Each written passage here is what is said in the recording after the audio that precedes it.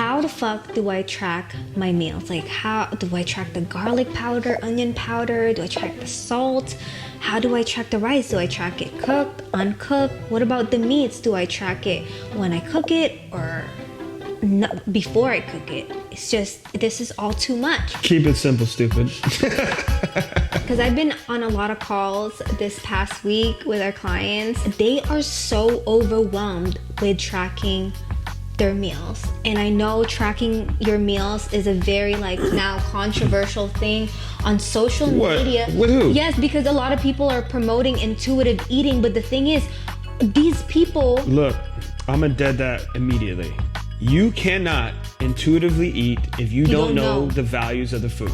Exactly. It's impossible. You're because guessing. If I were to intuitive eat in the beginning of my journey, I would eat like absolute shit, because intuitively, like, what my body's telling me that it fucking wants pizza right now and I want ice cream, I want chicken wings. Yeah, intuitively eating is just every person ever. They're just making decisions. Like, oh, I'm not tracking my meals. How are you supposed to tell that to somebody that's overeating or undereating for years of their life? That's why it's gotta be education and application. You gotta know what is in the foods that you're eating before you can intuitively eat and make healthier decisions. And I think tracking your meals is such a freaking good skill to have, learning what you put inside your body. And I think, like, I teach that to all the women in our village, and I have been telling them, I'm like, when you're overwhelmed about tracking your meals, you're not gonna want to do it. No. Because I used to be this exact same way. That's why it's so easy to talk to them, because I used to be that exact way.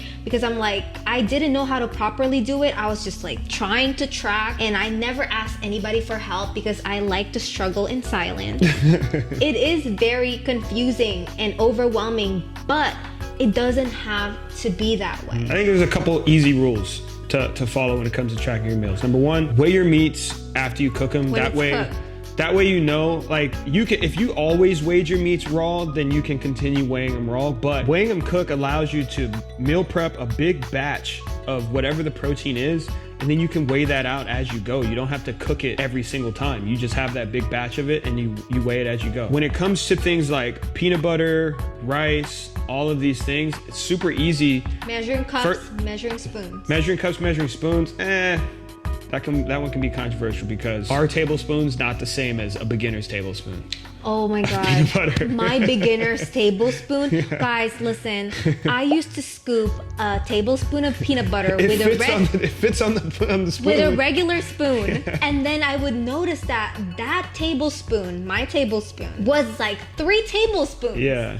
I think you're better off when it comes to things like peanut butter using grams, just weighing it out. But with rice, same thing. I mean, if it's easier for you to just scoop it, then fine, you're not gonna be completely accurate, but you can also weigh out your rice too. If you weighed everything in grams, you'll be on the money every single time. Rice, you definitely have to measure after it's cooked, because of how much it soaks up from the water of when you cook it. Same thing when it comes to oatmeal. Anything that's absorbing the water needs to be measured afterwards. The same thing goes with the meats. I like to do it afterwards because it's gonna lose some of that weight. Those are 3 simple things to follow when it comes to tracking your meals.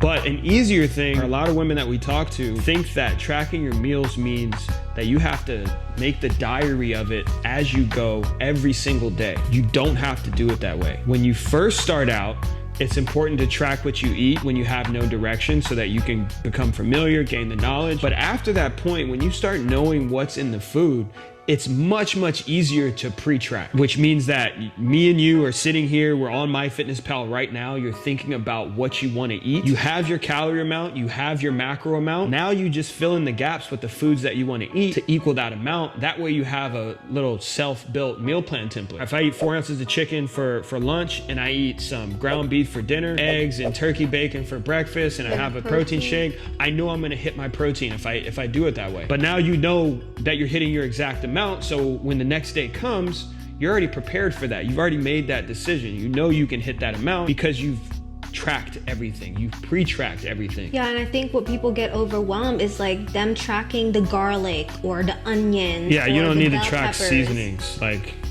that stuff is useless. You don't need to track seasonings at all, especially when you're first getting started. In the very beginning, just track your protein.